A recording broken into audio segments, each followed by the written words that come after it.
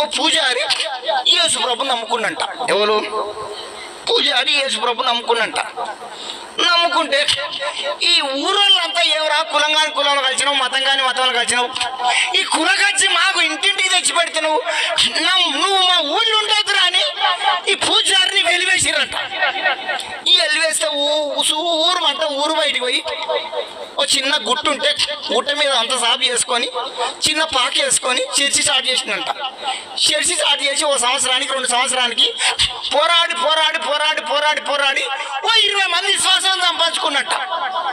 20 మంది విశ్వాసం సంపాదించుకొని 4 గంటలకు ఆదివారం నాడు 4 గంటలకు లేచి ఊరు వైపు మైకు తిప్పి ఆ పాక మీద మైకు పెట్టి ఆ మైకును ఒగి మొత్తుకునేదంట. ఈ పూజారి ఏం మొత్తుకునేదంట?